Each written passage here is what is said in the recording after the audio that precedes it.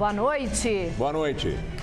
STF extingue pena de José Genuíno, ex-presidente do PT, condenado no mensalão petista. Dilma se reúne com parlamentares da base aliada para tentar conter a tensão política entre Planalto e Congresso.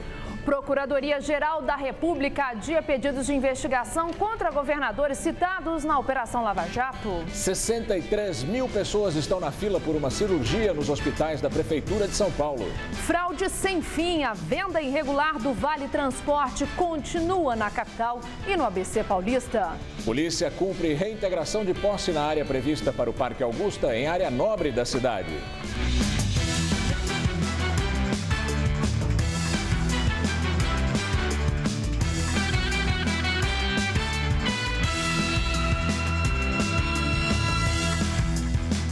A crise na saúde. Moradores de 2 bairros da Zona Leste reclamam da demora para conseguir consultas, exames e cirurgias pelo sistema de saúde do município.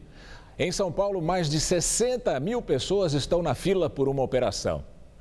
Na consulta a um clínico geral, na UBS do Jardim Tietê, na região de São Mateus, seu Mauro recebeu a indicação para uma cirurgia de catarata. Foi em janeiro.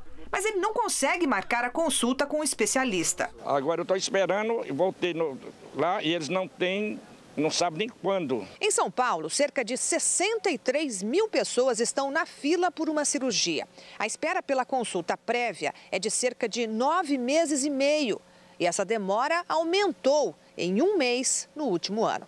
Mesmo esse prazo, para Maria Helena, seria vantajoso. Ela sofre com varizes que provocam inchaço e hematomas nas pernas. Mas a cirurgia, indicada pela médica em 2013, faz 2 anos que ela tenta marcar. E a previsão da cirurgia? Não fala. Eu acho um absurdo. E dói, não. E as câimbras aqui da noite. Já a fila para exames, a prefeitura diz que foi reduzida à metade, com os mutirões e unidades móveis do programa Hora Certa. Mesmo assim, 127 mil pessoas estão na espera, que em São Mateus pode demorar bem mais. Alzinete passou pela ginecologista em outubro do ano passado, mas a mamografia está marcada ainda para a 2ª quinzena de março e numa unidade em Cidade Tiradentes, bem longe da casa dela. No posto, ela me falaram que a máquina está quebrada. Por causa do aparelho quebrado, Rosa ainda não conseguiu marcar o exame para prevenir o câncer de mama e está preocupada. O médico coloca urgente, mas que urgência é essa que demora 2, 3, 4 meses? Hoje, Rosa voltou ao Centro de Diagnóstico de Imagem de São Mateus para saber se o único mamógrafo já voltou a funcionar. Nós conseguimos gravar a conversa dela com a atendente. Eu vim saber se já consertou a máquina ou se tem previsão. Tem previsão. A nossa saúde está muito precária. Às vezes, quando vem diagnosticar o que a pessoa está realmente sentindo, já não tem mais jeito. Moradores do Itaim Paulista, na Zona Leste, também sofrem com a fila para realizar cirurgias. Seu Antônio, de 74 anos, precisa do procedimento para a retirada de um tumor benigno na próstata. Arde muito canal quando eu for urinar. O pedido da cirurgia foi entregue pelo filho, Marcos, à unidade Rede Hora Certa do bairro. Mas após 90 dias, a cirurgia ainda não foi marcada. Enquanto isso, o paciente vai sofrendo com o problema, né? A família chegou a procurar um hospital particular, mas desistiu ao saber o preço da operação, R$15 mil. Nossa equipe foi até a unidade da Rede Hora Certa, mas a funcionária não deu esclarecimentos. Eu peço para o paciente contato com a assessoria de imprensa. Eu não sei. A atual gestão municipal prometeu construir 32 unidades da Rede Hora Certa, uma para cada subprefeitura da cidade. Mas até agora, apenas 7 estão funcionando, incluindo a do Itaim Paulista, na Zona Leste. A promessa é que até o final do ano, outras 8 estejam funcionando. Se a gente vê eles investindo dinheiro em estádios, fazendo coisas aí que fizeram para a Copa, mas a saúde pública acabou deixando de lado, né? Numa nota, a Secretaria Municipal de Saúde diz que as pacientes da UBS do Jardim Tietê podem fazer as mamografias na unidade de Sapopemba ou no Hospital Municipal Cidade Tiradentes. Ainda de acordo com essa nota, o seu Mauro já foi encaminhado para a consulta oftalmológica. Já a Maria Helena precisa passar por uma reavaliação para realizar cirurgia de varizes. Também, segundo o texto da Secretaria, que mostra que sabe mais fazer notas do que atender as pessoas, o seu Antônio foi encaminhado para a cirurgia. 2 anos esperando para fazer uma cirurgia é brincadeira. E não é de hoje que o Jornal da Gazeta denuncia a venda irregular do Vale Transporte, um benefício garantido ao trabalhador. Hoje, a nossa equipe de reportagem mostra que essa fraude não acontece apenas na cidade de São Paulo. Santo André, na Grande São Paulo. Em frente a este movimentado terminal de ônibus está a estação de trens da CPTM Celso Daniel. Em 2013, o Jornal da Gazeta mostrou que exatamente aqui ocorria uma espécie de aluguel dos cartões de Vale Transporte. Na época, alguns homens vendiam a R$ 2,50 a passagem, que custava R$ 3. Depois que cada pessoa usava, ela devolvia o cartão pela grade do terminal, muito próximo desta base da Polícia Militar.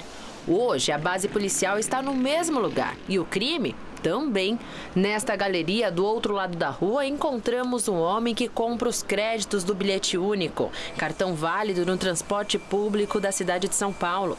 Com uma câmera escondida, conseguimos flagrar como o esquema funciona. Eu pago 50%, não pago por de uma vez. O mesmo homem indica um rapaz que atua do outro lado do terminal. Ele diz que trabalha diferente. Qual que é o seu? É, bilhete único. Bilhete único, mas é recarregável ou não vai carregar mais? Recarregável.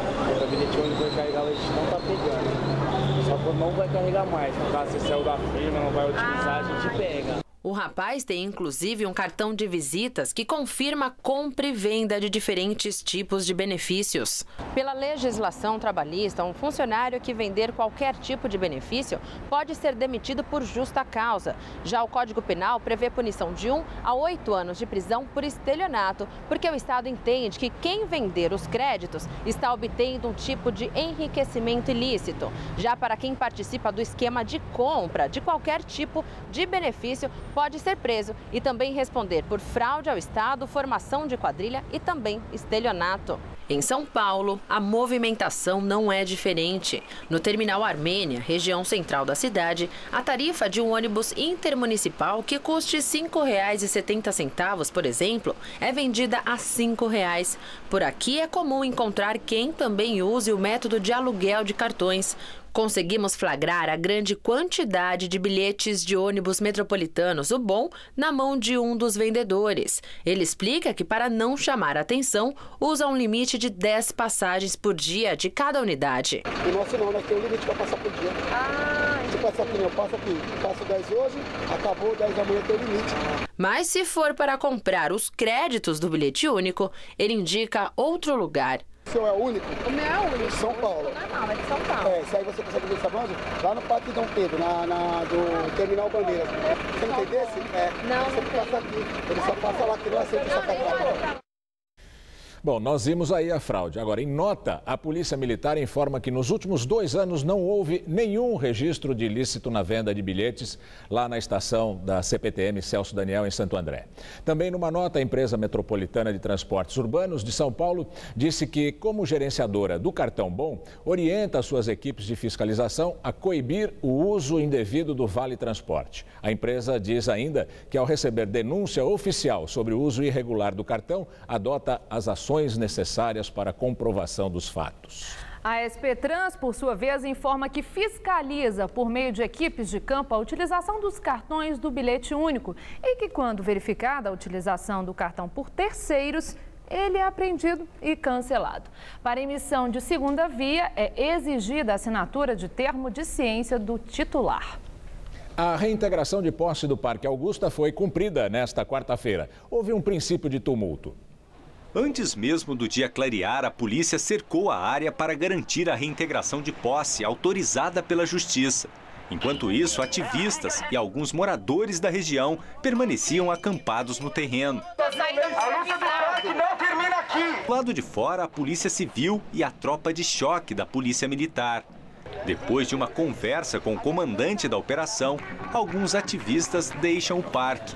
Se dispuseram a sair de forma pacífica, então dentro de 20 minutos mais ou menos foi o tempo que eles nos pediram, eles devem sair e é feita a entrega da posse do imóvel ao proprietário. Amanheceu e aos poucos os manifestantes vão deixando aqui a área que foi invadida. Eles estão aqui desde o dia 17 de janeiro, os grupos iam se revezando e aparentemente não haverá nenhum tipo de resistência.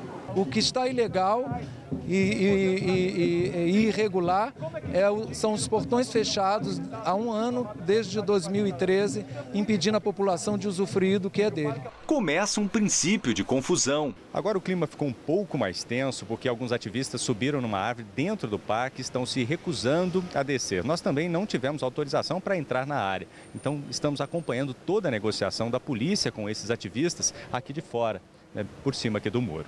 Só depois de uma longa conversa com os homens do Corpo de Bombeiros, eles desceram da árvore. A situação do Parque Augusta é polêmica. O terreno particular tem cerca de 25 mil metros quadrados e é tombado pelo município desde 2004. Aqui estão árvores nativas da Mata Atlântica. Nossa única preocupação foi todos os incômodos que têm acontecido, fora de que faz 5 semanas que estamos com problemas gravíssimos de barulho, festas à noite incomodando. No dia 23 de dezembro do ano passado, o prefeito Fernando Haddad chegou a sancionar a lei que autoriza a prefeitura a criar o Parque Municipal Augusta.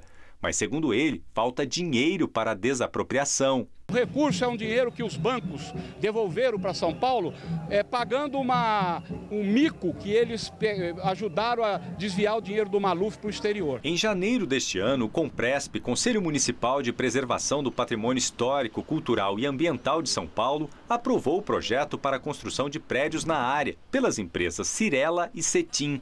Pelo projeto, os prédios residenciais, comerciais e um hotel vão ocupar 33% da área. O restante será o parque. Então as pessoas que estão aqui estão para defender o verde, para defender o meio ambiente. Ninguém está aqui para tomar a propriedade de ninguém. Por volta das 9 horas da manhã, os ativistas deixaram a região da Augusta e caminharam até a prefeitura para continuar o protesto. No Vale do Anhangabaú, os manifestantes plantaram mudas de árvores.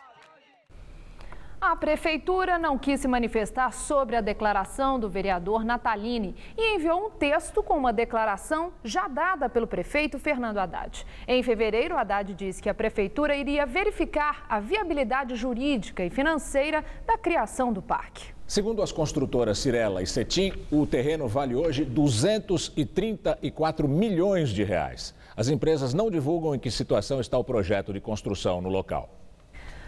O Supremo Tribunal Federal decidiu extinguir a pena de José Genuíno. Na semana passada, o Procurador-Geral da República, Rodrigo Janot, enviou ao STF parecer favorável ao benefício. O indulto de Natal, assinado pela presidente Dilma Rousseff, concedeu perdão aos que cumprem regime aberto ou prisão domiciliar, desde que faltem até 8 anos para o fim da pena. Condenado a 4 anos e 8 meses, o ex-presidente do PT foi preso em novembro de 2013 no regime fechado. Com problemas de saúde, obteve autorização para se tratar em casa no início de 2014, mas em maio teve que voltar à cadeia. Em agosto, obteve a progressão para a prisão domiciliar. Com a extinção da pena, José Genuíno não tem mais pendências com a Justiça. No entanto, ele não poderá disputar cargos públicos. De acordo com a lei da ficha limpa, ele ainda precisa cumprir um intervalo de 8 anos até poder se candidatar novamente. A gritaria já começou, principalmente na internet, o território que nos dá a liberdade de dizer a besteira que a gente quiser. Mas democracia é outra coisa. A decisão do STF de libertar de vez Genuíno foi unânime. Não há o que discutir. Democracia é assim, é o respeito absoluto às leis. Em eleição é a mesma coisa. Candidato que ganha no segundo turno com 1 voto de vantagem é o vitorioso, não tem terceiro turno. Quem diz que não há justiça nesses casos é porque não entende nada de justiça. Um boato sobre a dengue está causando comoção nas redes sociais nos últimos dias. Num áudio, uma mulher diz que se reuniu com o secretário de Saúde de Taboão da Serra, na Grande São Paulo, e afirma ter ouvido dele que um vírus mutante da dengue está chegando. E para evitar uma onda de pânico, o médico infectologista e secretário estadual da Saúde, Davi Wippe, desmentiu essa gravação, falsa segundo ele. Ele fez um vídeo para esclarecer a população. Esses boatos que circularam nas redes sociais no final de semana são mentirosos. O mosquito da dengue continua o mesmo, o vírus o mesmo. O que nós temos sim é um aumento do número de casos próprio para essa estação do ano. A Secretaria de Estado está atenta, todos os seus mecanismos de vigilância extremamente ativos e viremos a público toda vez que for necessário. Vamos redobrar os cuidados com a água parada, com os entulhos nas nossas casas, porque 80% dos focos dos mosquitos estão nas nossas residências. Peço a vocês que divulguem essa informação para os seus amigos, para os seus parceiros, para que acabe esse boato que só traz pânico para a população. Há mais de 30 anos, a Serra da Cantareira recebe praticantes de esportes. Para os apaixonados por mountain bike, por exemplo, a diversidade das trilhas é um verdadeiro parque de diversões. E a Renata Falzoni e Felipe Meirelles foram até lá para contar essa história.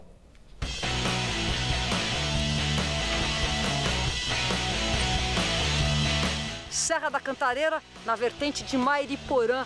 Esse aqui é o mais antigo point de mountain bike extremo, downhill, descida de montanha. E tudo começou na década de 90. E os primeiros que por aqui estiveram eram motociclistas. A Serra da Cantareira é um cinturão verde geográfico. Então a gente está a 30 quilômetros da Praça da Sé e a gente está num lugar de visual igual a Serra da Mantiqueira.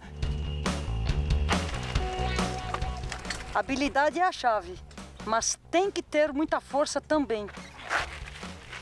É um passeio completo. Porque aqui a gente tem tanto trilhas abertas quanto fechadas. E todos os tipos de características de técnicas de trilha. Até fazer um downhill bem inclinado, bem agressivo, bem perigoso.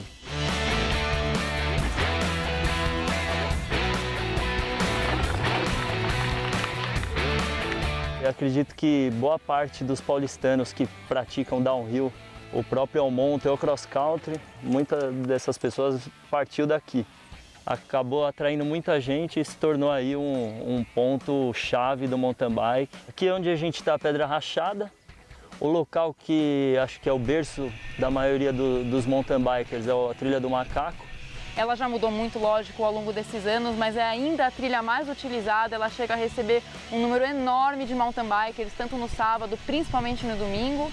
Com certeza é um lugar muito seguro, pois ele é todo rodeado pelas estradas principais, então a maioria das pistas tem o que a gente chama de resgate, que seria uma saída próxima, uma saída fácil. Eu ando aqui desde quando tinha 14 anos de idade. A Serra da Cantareira é muito gostoso de pedalar, de praticar o esporte no mountain bike aqui. Somente quem é aqui da Zona Norte é como um quintal pra gente, né? Independente da modalidade da bike que anda aí. E é perto, sim, aqui tem toda a estrutura, você consegue comer, você consegue parar o carro, você consegue vir com filho, criança, cachorro, papagaio, quem você quiser. É um rolê para todo mundo. Aqui, Cantareira, eu morava na cidade, mudei para cá. Depois que eu comecei a andar de bike, eu acho que é muito importante a gente passar essa experiência de preservação, né, das trilhas, né, de conscientização, né, de toda a natureza aí, para passar para os mais jovens também. E essa paixão nas duas rodas. Acho que isso que a gente tem que multiplicar, a simplicidade e a alegria das pessoas em andarem de bicicleta. Bike é legal demais.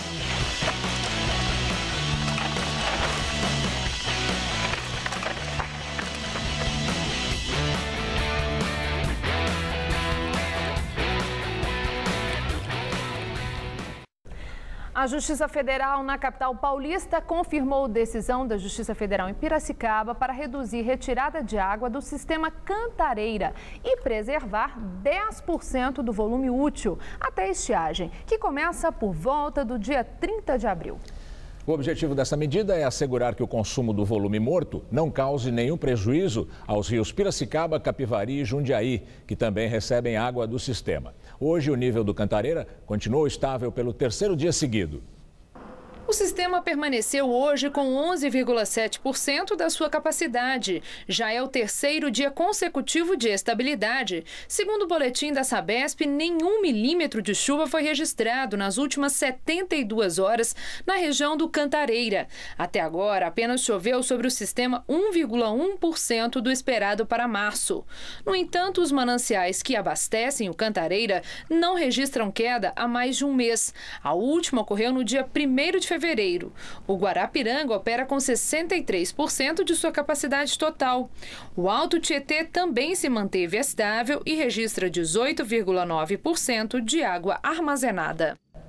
E hoje fez bastante calor, todo o estado de São Paulo, incluindo a região metropolitana, teve mais um dia de temperaturas altas acima dos 30 graus e pancadas de chuva bem isoladas. Tão isoladas que a gente não viu nenhuma. De acordo com a meteorologia, só a partir de sexta-feira é que deve chover mais forte. Vamos com a previsão do tempo com Mariana Armentano.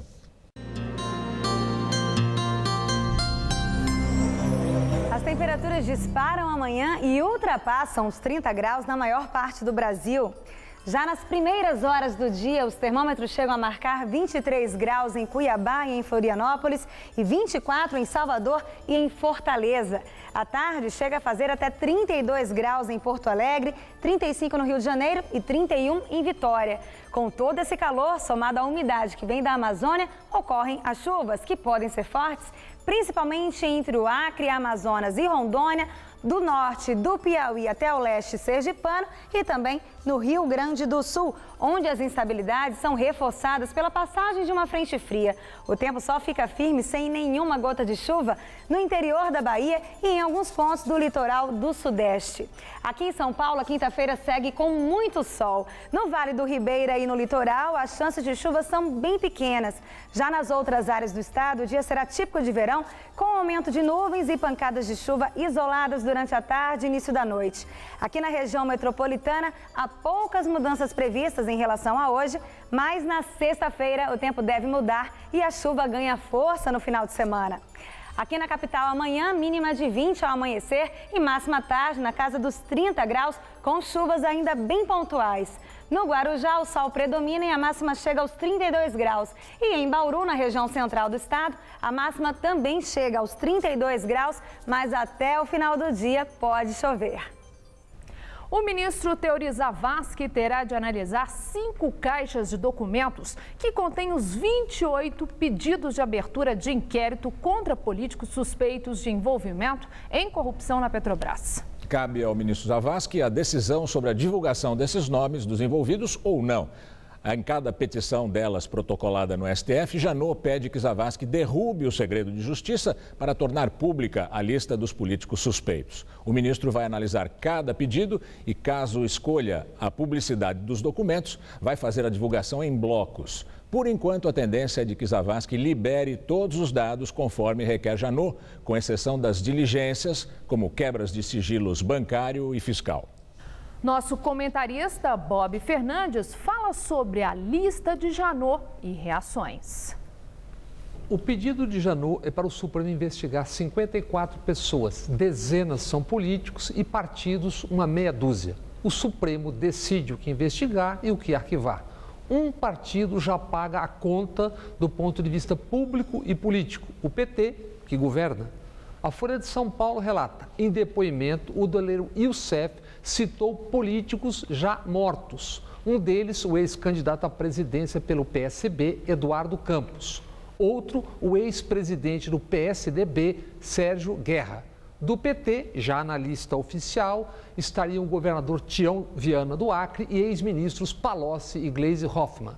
Na lista enviada ao Supremo, deputados e senadores do PT, PSDB, PMDB, PTB e PP. E os presidentes do Senado e Câmara, Renan Calheiros e Eduardo Cunha, do PMDB. Renan Calheiros foi o primeiro a reagir. Já na articulação para sobreviver ao desfecho de investigação, ele acenou a seus pares no Senado. Renan devolveu ao governo uma medida do pacote fiscal e foi festejado com entusiasmo pela oposição, que há um mês o esculhambava ao tentar derrotá-lo. pelo gesto da devolução e no mesmo dia em que citado como potencial investigado, Renan foi elogiado por Aécio Neves e José Serra. A cúpula do Congresso e PMDB sob suspeita e irritada e o vice Temer fora da investigação. Isso não diminui o risco político para o mandato de Dilma. Ao escrever hoje na Folha sobre a química explosiva das conjunturas econômica, política e social, Delfim Neto observa: a perspectiva da tempestade perfeita continua a nos espreitar.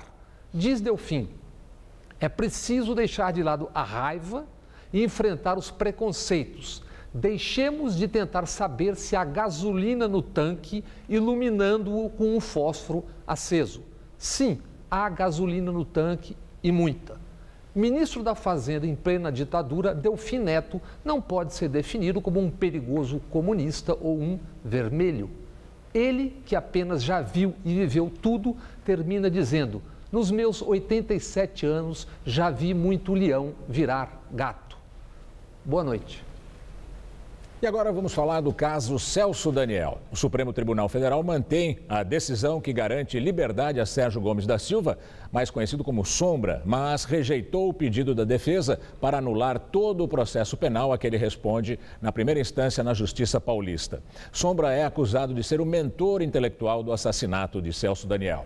Com a decisão, fica mantida a liberdade de Sombra, mas ele continua na condição de réu. Mas, conforme a decisão de dezembro do próprio STF, deverão ser refeitos depoimentos de testemunhas, perícias, sustentações orais de advogados e promotores, além de interrogatórios. Celso Daniel foi encontrado morto em janeiro de 2002, em uma estrada em Juquitiba, na Grande São Paulo. Houve divergências nas investigações. Para o Ministério Público, o ex-prefeito de Santo André foi vítima de um crime político encomendado por Sombra. Para a polícia, Daniel foi vítima de um crime comum.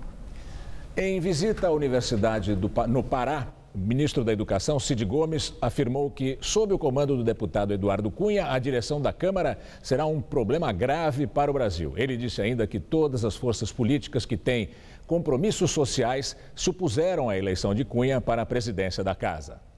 Tem lá uns 400 deputados, 300 deputados, que quanto pior, melhor para eles. Eles querem que o governo esteja frágil, porque é a forma deles achacarem mais, tomarem mais, tirarem mais dele, aprovarem as emendas impositivas. Teve um outro político muito mais famoso que Cid Gomes, que disse uma vez que o Congresso brasileiro tinha uns 300 picaretas. Algum tempo depois, esse político habilíssimo compôs com o Congresso e governou feliz da vida por 8 anos. Começa o julgamento de um dos irmãos acusados pelo ataque à maratona de Boston. O advogado de defesa admitiu a culpa de seu cliente. Os advogados abriram o julgamento com uma declaração simples. Foi ele. Dzhokhar Tsarnaev, de 21 anos, é acusado de pôr as bombas caseiras junto com o irmão na maratona de Boston há 2 anos. O ataque deixou 3 mortos e 260 feridos. Tsarnaev é acusado de 30 crimes e pode ser condenado à morte. Para inocentá-lo, a defesa tenta agora provar que o irmão dele, morto pela polícia, foi quem planejou tudo. E o mistério dos drones em Paris. Mais aparelhos teleguiados são vistos na capital francesa. A polícia seguiu um dos equipamentos.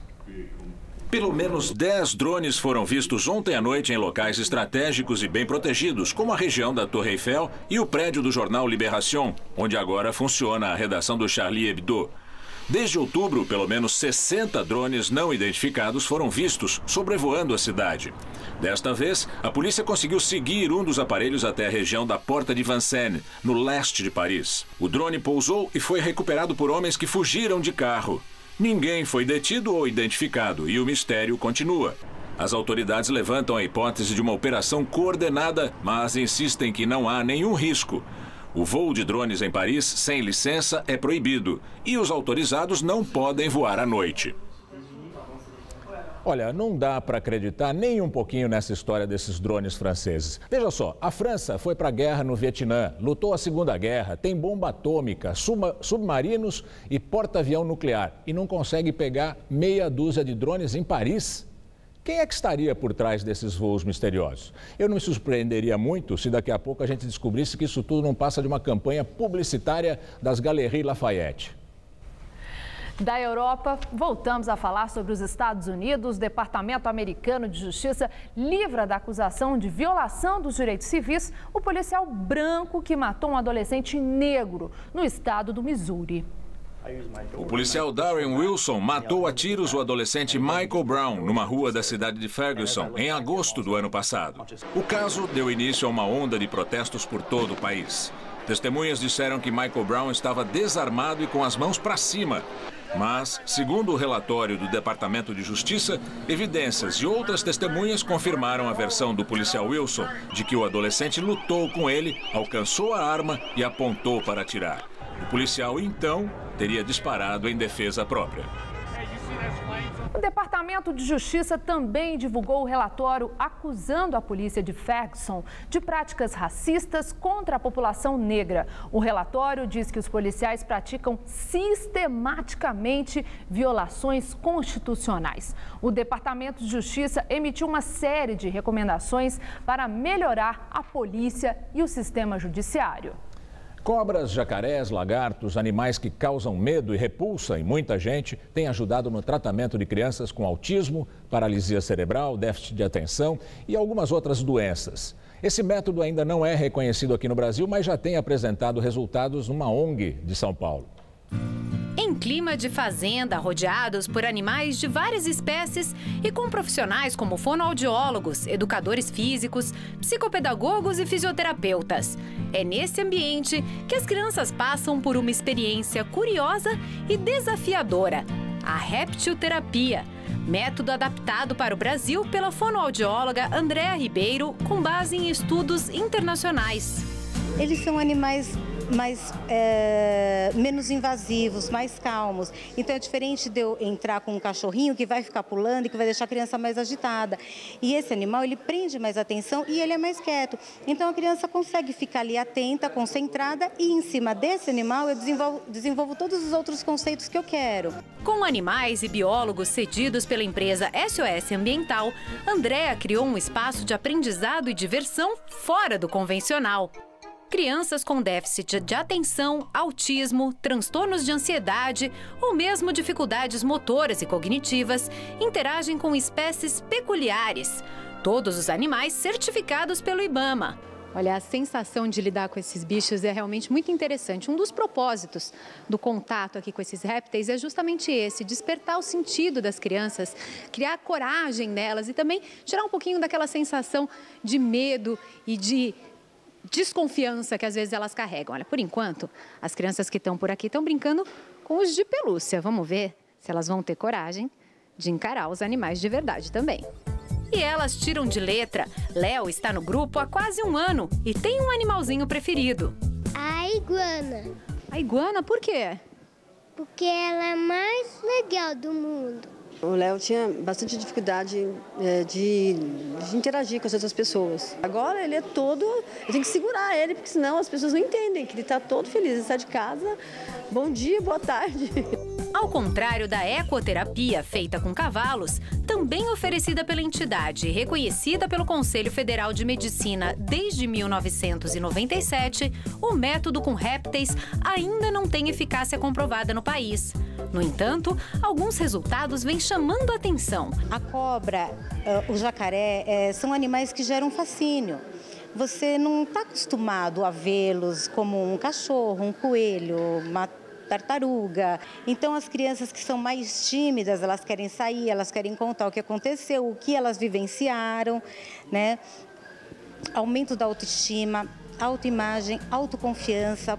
A terapia com répteis é gratuita. A ecoterapia tem custo mensal de R$ 360, mas a maioria dos pacientes, cerca de 75%, tem o valor bancado por associações, empresas e pessoas físicas por meio de apadrinhamento. Matheus, de 18 anos, tem paralisia cerebral e vem toda semana. Ele já aprendeu a falar, ler e andar. Ajudar eu na minha vida, como me controlar, ajuda na parte motora também, no equilíbrio. Eu gosto muito de fazer.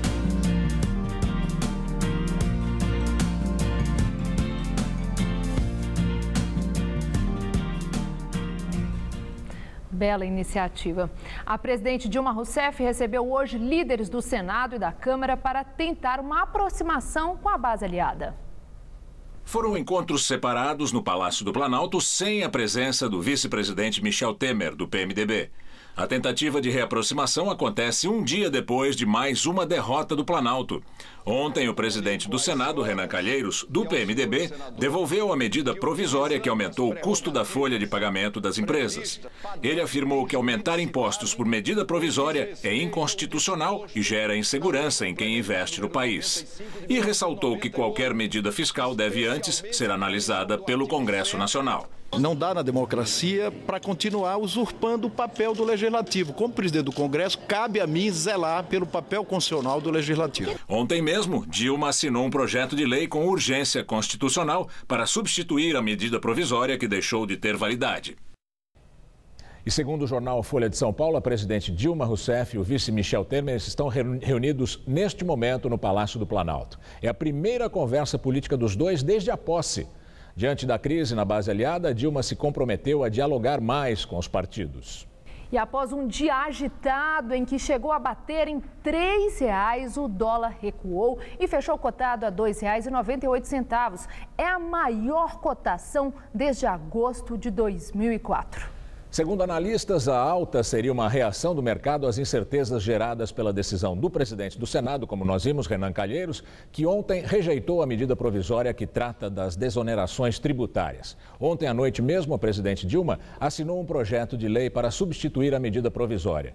O desentendimento entre o Senado e o governo federal teria sido visto como um entrave ao ajuste das contas públicas. E a alta do dólar é o tema do comentário de Vinícius Torres Freire.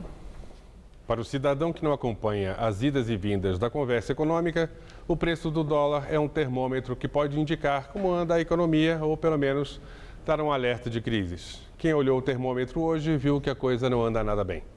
O dólar está rondando os R$ 3,00. Até o começo do ano, muito economista bom, a maioria deles, aliás, achava que o dólar chegaria a R$ 2,80 no final do ano. Quem sabe pode até voltar. Mas, por hora, o mercado financeiro está com febre. O que está vendo é mais ou menos óbvio, como a gente acabou de ver. O governo, ou pelo menos o ministro da Fazenda, está empenhado em dar um jeito nas contas públicas, que chegaram a pindaíba no primeiro mandato de Dilma Rousseff. Ou seja, quer cortar gastos e aumentar impostos. O Congresso não está disposto a aprovar um arroxo que vai, no fim das contas, cair nas costas do povo. Além do mais, erros políticos primários e grotescos do governo Dilma afastaram o PMDB e outros partidos em tese aliados.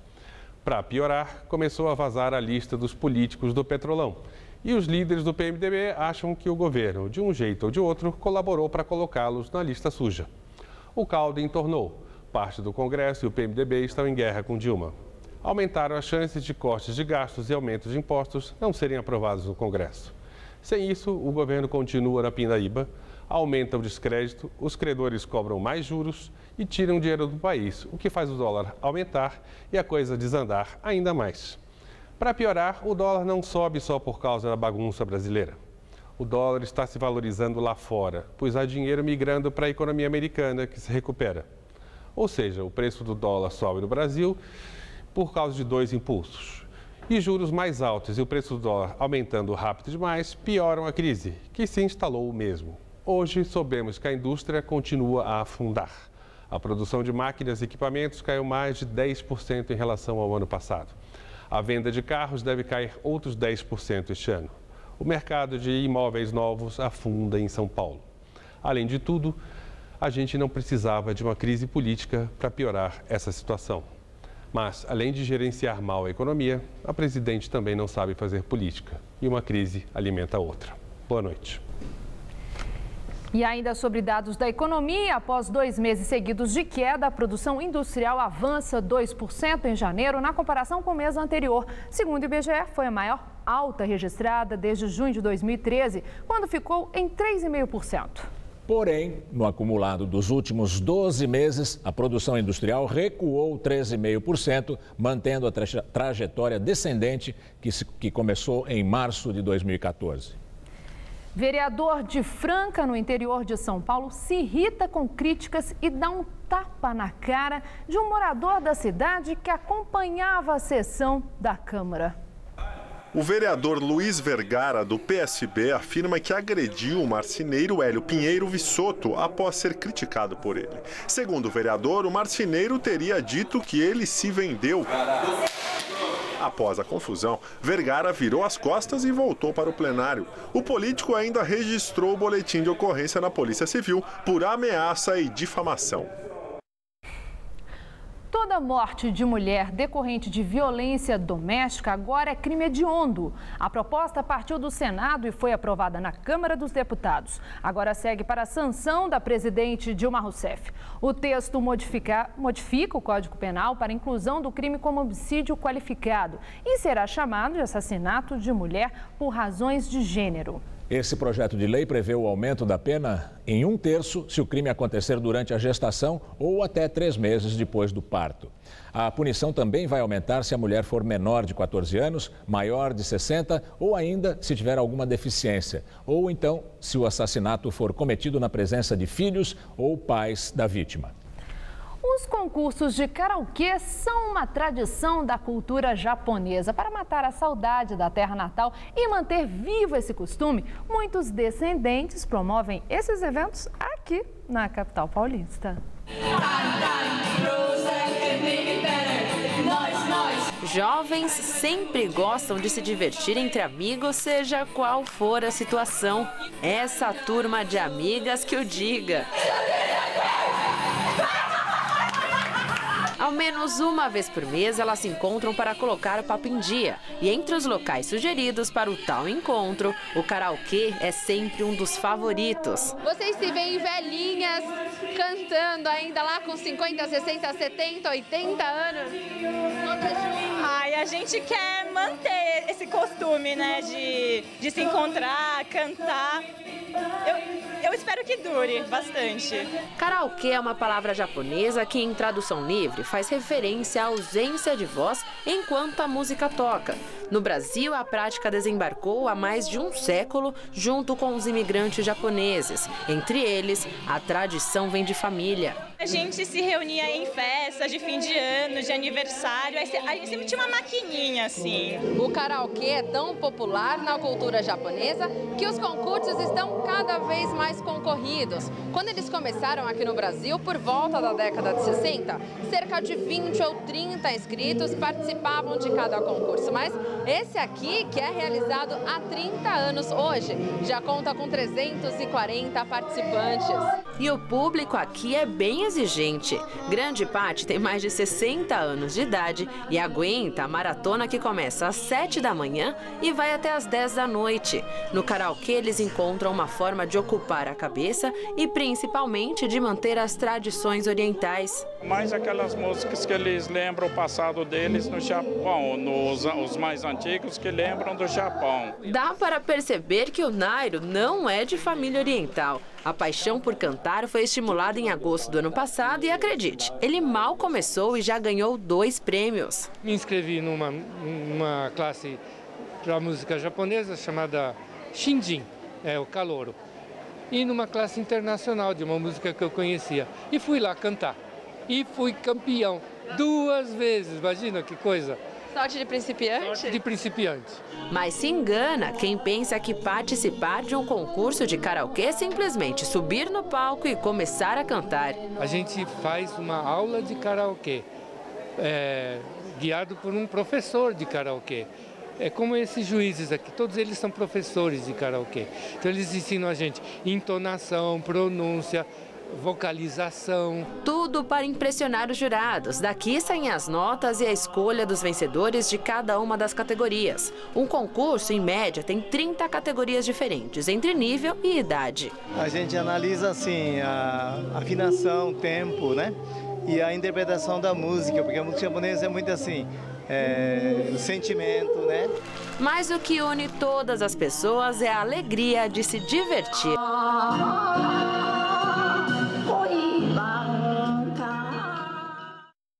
Tá aí. No mundo do futebol, só se fala em Libertadores. Vamos às notícias do esporte, então, com Rodolfo Gamberini e Celso Cardoso. Pois é, o Corinthians volta a campo hoje pela Libertadores da América e em jogo com portões fechados, né, Celso? Pois é, Gamberini, como os torcedores do São Lourenço não se comportaram bem na final da Recopa Sul-Americana contra o River Plate, o atual campeão vai ter que jogar com portões fechados por determinação da Conmebol. Teoricamente, nem o Papa, fanático torcedor do clube argentino, teria acesso. Melhor para o Corinthians, que vai entrar em campo com alterações no time titular. O zagueiro Edu Dracena e o atacante Mendonça são as novidades do Corinthians para enfrentar o São Lourenço hoje à noite pela Taça Libertadores da América. Ontem, os jogadores foram escalados como titulares pelo técnico Tite no treinamento realizado no estádio Nuevo Gasômetro, em Buenos Aires. Felipe, com dores de ouvido, está fora da partida. Danilo segue na vaga de Guerreiro, que cumpre o terceiro e último jogo da suspensão imposta pela Conmebol por conta da expulsão diante do Once Caldas. O objetivo maior primeiro é conquistar a vitória em casa. Claro que você tenta buscar o resultado fora com empate, mas claro que a vitória, você conquistando a vitória fora é de suma importância, porque você já deixa um pouco mais para trás o segundo colocado, já dá um passo importante, você conquistando uma vitória fora de casa, você tem total condição de ter outro jogo fora contra o Danube e conquistar a vitória. Então isso aí facilita pra gente muito. Então a gente vem no intuito de conquistar essa vitória. Se vir um ponto a gente vai ficar feliz, mas se vir uns 3 a gente vai ficar mais ainda. Emerson Sheik não viajou para Buenos Aires, mas a inflamação no joelho direito não seria a única explicação para a ausência do jogador, que também teria sido motivada por um atraso no treino do último domingo. Ô Celso, o Ralf é tão rápido no futebol como falando, eu não entendi nada que ele falou. Deve ser porque ele está na Argentina, talvez tenha sido influenciado pelo sotaque portenho, né? Agora, alguma coisa assim. É bom para o Corinthians jogar sem torcida? É, e explico por quê. É claro que torcida não ganha jogo, mas no meu entender ninguém conjuga o verbo torcer melhor que o argentino. E o argentino tem aquela coisa de cantar efusivamente, intimida. Então, o Corinthians, por exemplo, vai ter só o São Lourenço como adversário. Não vai ter aquela torcida cantando o tempo todo. E eu acho que isso pode ser favorável. Deixa o Corinthians mais à vontade para jogar. Tá. Não tem tanta intimidação. Você vai trazer uns gols da Libertadores agora? Sim, sem dúvida. 3 partidas, né? Abriram ontem a rodada deste meio de semana da Libertadores. Vamos acompanhar. Apesar das boas chances do ataque cruzeirense, dessa bola na trave de Leandro Damião, o Cruzeiro empatou em 0-0 ontem no Mineirão, diante do Huracán da Argentina. Esse foi o segundo jogo do time azul na competição e o segundo empate sem gols.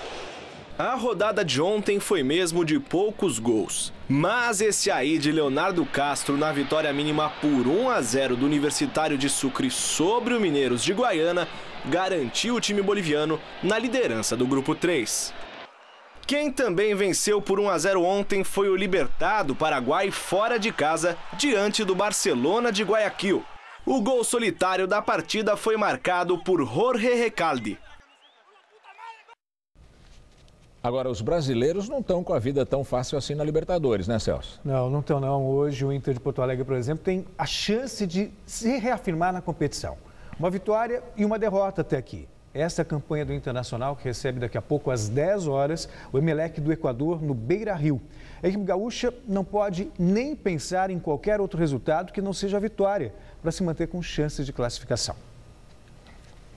E hoje também tem jogo aqui no Brasil, pela Copa do Brasil, torneio que garante ao campeão a vaga na próxima edição da Libertadores da América. Como costumam dizer, esse é o caminho mais curto para chegar ao torneio sul-americano.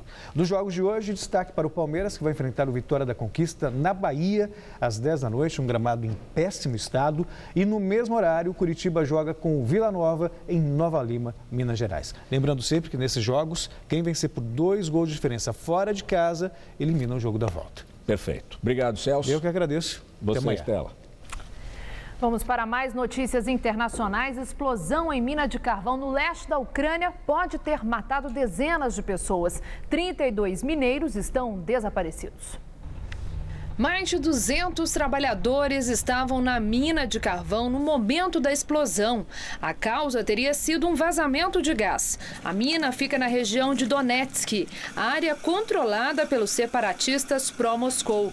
O governo de Kiev afirma que os rebeldes estão impedindo o acesso das equipes de resgate.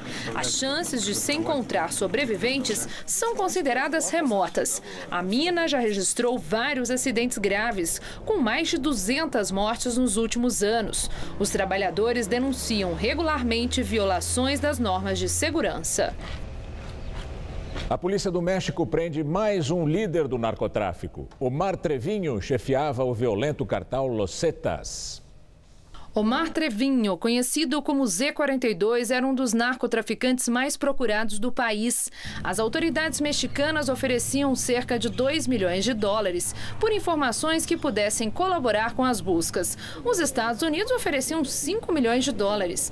Z42 assumiu o comando do cartel depois da prisão do irmão Miguel Ángel, o Z40, em julho de 2013. O cartel Los Zetas foi fundado por desertores da Força de Elite do Exército e tem como marca a violência extrema, com massacres e decapitações. Na semana passada, a Polícia Federal Mexicana prendeu Servando Gomes, conhecido como La Tuta, líder do cartel Los Cavaleiros Templários.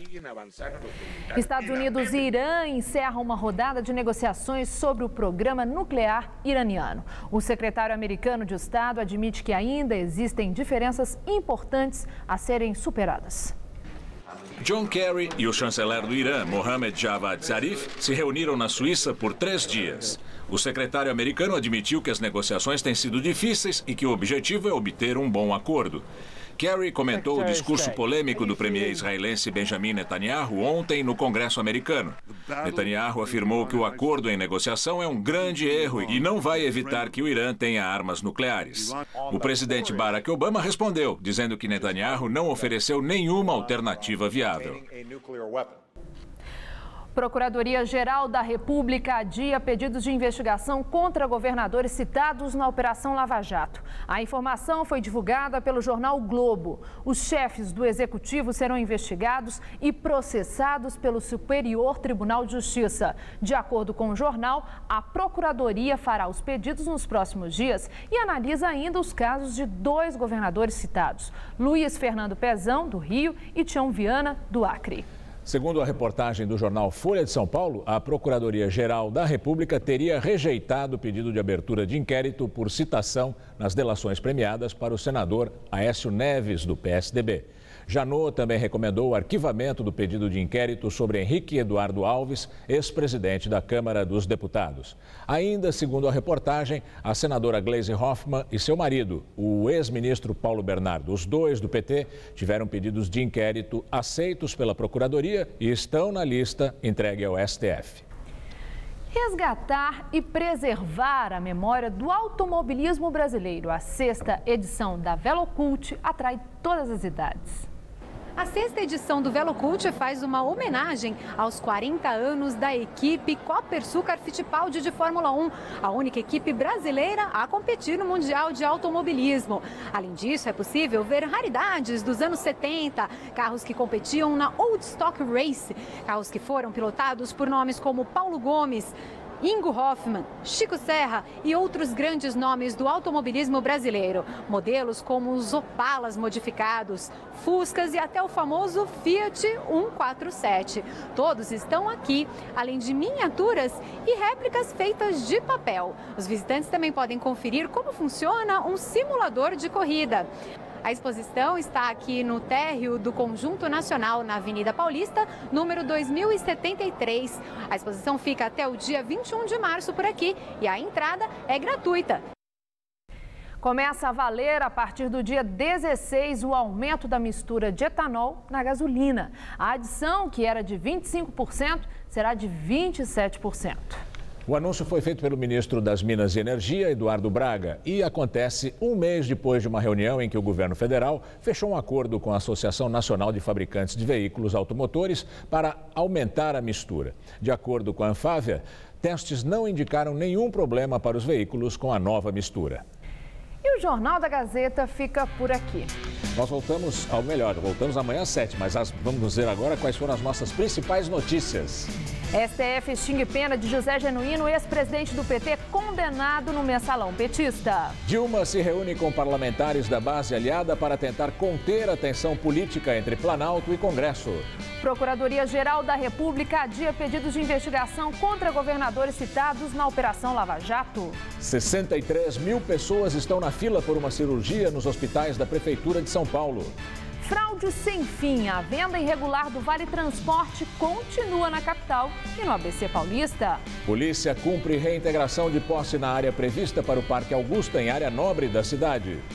E agora sim, a edição de hoje pode ser vista daqui a pouco no site tvgazeta.com.br/Jornal da Gazeta. Mais notícias no Jornal da Gazeta, edição das 10. Uma excelente noite para você, fique bem. Como você já sabe, amanhã às 7 horas nós voltamos. Uma boa noite e até lá.